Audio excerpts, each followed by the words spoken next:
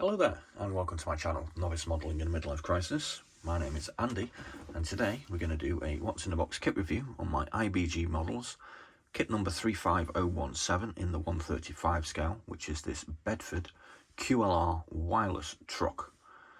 Just before we do that, we're actually running through a load of What's in the Box kit reviews for IBG truck kits at the moment. The others that we're featuring are the QLD general service truck, which is basically this truck but without the radio box on it. We're also going to be looking at my Chevrolet C15 personnel lorry. This rather nice Bedford QL tanker. This Einhatz diesel with Bilston recovery crane. Italian 3RO 1953 ammunition carrier, and the Chevrolet C60 LG general service truck.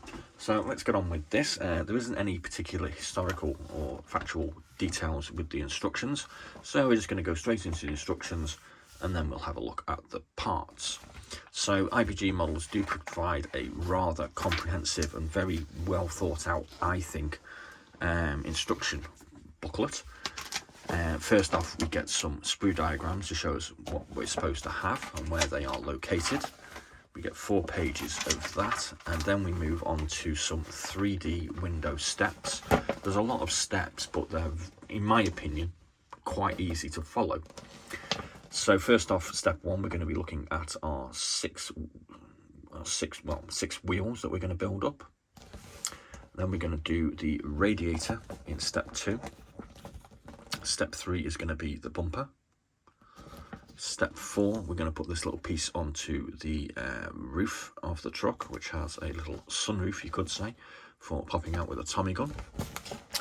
Step 5, we're going to go at the engine. We're going to put all these parts together, and this is one of the things I kind of like about the IBG. They actually give you a diagram of what it's supposed to look like when you've finished it, so you kind of know you've put all the parts on.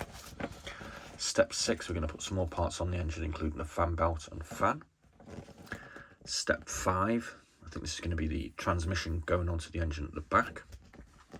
And then step 8, we're going to move on to the front of the vehicle with the windscreen. So again, put these 2 pieces together and you'll get something like that. Step 9, we're going to do the seats. And we're going to put those into the footwell. Step 10, we're going to put the console display in, or dashboard. We're also going to put some levers and some pedals on. Step 11, the rear of the cab and these 2 mudguards. Step 12, we're going to put our pre-assembled front, our doors, attach some glazing. And we'll end up with a cab side looking like that, and then we're going to do the reverse on the other side and put the steering wheel in as well. Step 14, we're going to put the roof on the cab. All done. Kind of like the way you're not going at the chassis first as well. The chassis is kind of tiresome, and once I think you've got to the cab stage, you're kind of like enthusiastic because you've got something that you know what you're looking at. Step 15, we're going to put a few more parts onto the front of the truck, which are the headlights and this sign.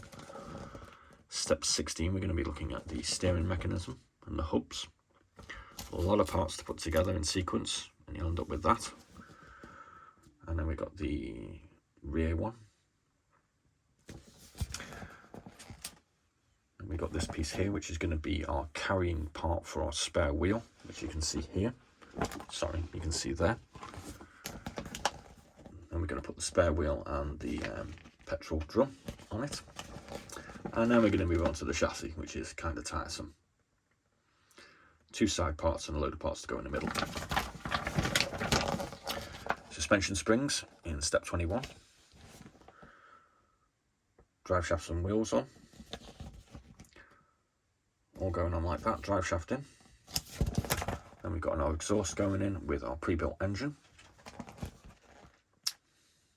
and radiator and a few other mechanicals. Then we've got a storage box to make. Apparently there are 4 of these. What what is that? No comment. We've got this thing to put together. And then we're going to move on to the under section of the cabin. Put some mudguards on. And then we've got this here, which is it's like a reel that goes on the back for cable. Then we move on to the interior of the cabin on the back, which, as we can see, it's got a whole load of interesting radios, desk, another desk to be gone on the side. And then we're going to put some other parts on. We've got some sort of radio set here as well, by the look of it, or telephone exchange maybe. And then we're going to put the rear of the truck on. So all our hard work and our hard detail painting is kind of going to be hidden there. It's a bit of a shame, but you can have the doors open on this as well if you like, if you want. Then we're going to put the roof on. Got a side door, and then we've got these sections here, which they look like pipes of some sort. That's obviously for protecting the cable. I would have thought that they'd come out. Then we've got a access ladder to go on the rear and the rear door, and we'll end up with something that looks like that. Pretty cool. Then we have some more storage to go on at the top here, and then we're going to put the caravan or cabin or whatever you want to call it onto the back, onto the chassis. And then we're going to put the front cab on as well. A few storage boxes that we've pre-built to go on the bottom, and we end up with something that looks like that. I like this. Colours and decals. Unfortunately, the colour sheet is not painted, but that doesn't matter. IBG, as you may not be aware, is a Polish manufacturer, and I have noticed they tend to do a lot of their kits as Polish units serving in the British Army. So this is a Bedford QLR from Polish 1st Armoured Division Headquarters, England, spring 1944, and it's got this camouflage as per the box art. And on the other side, we have Bedford QLR, Divisional Artillery Headquarters, 15th Scottish Infantry Division, Germany, April 1945, which has got the white star on as well. So there we go. The instructions done. Let's have a look at the parts. These are in no particular order, I'm afraid. So here we can see we have the floor of the compartment at the rear. We have some storage compartments. These look like a couple of seats. We've got some more fronts of the storage compartments here. Got a little sort of filing cabinet for a desk.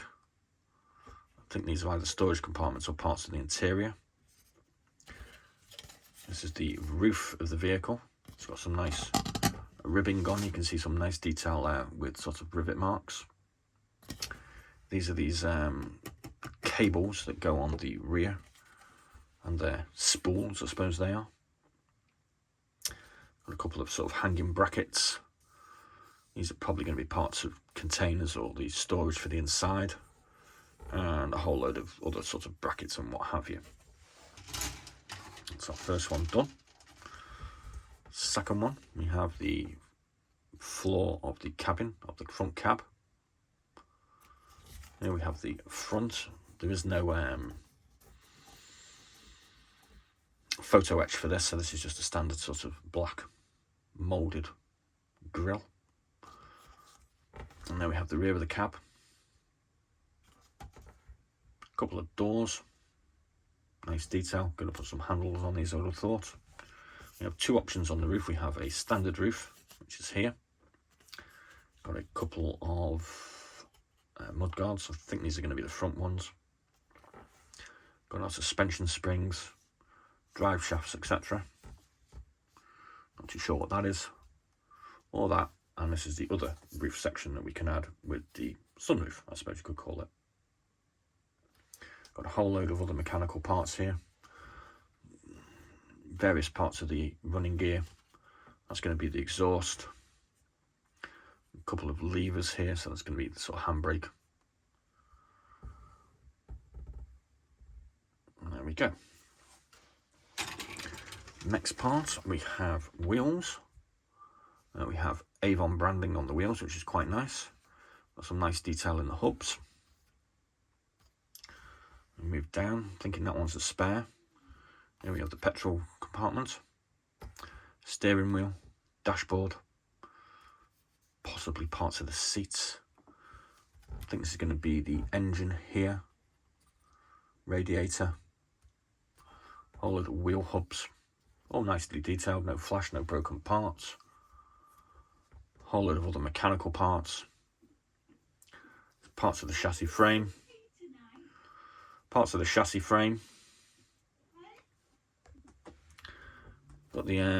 chassis there, sorry, slight interruption. Here we have the side of the rear compartment. Got a load of vents on here. It's all nicely detailed with rivets and what have you. It's going to be the back of the compartment where you've got sections of gluing various shelves and what have you to put it together. We have our steps for the rear. That's going to be the rear out-facing part. So that's the out part there for the door. What we got here? We've got another one of the side panels. Not too sure what these are. We've got a whole load of radio gear. Good detailing. Sort of telephone exchange thing. And we've got some side doors here with detail on as well. Just moving on now to our glazed parts.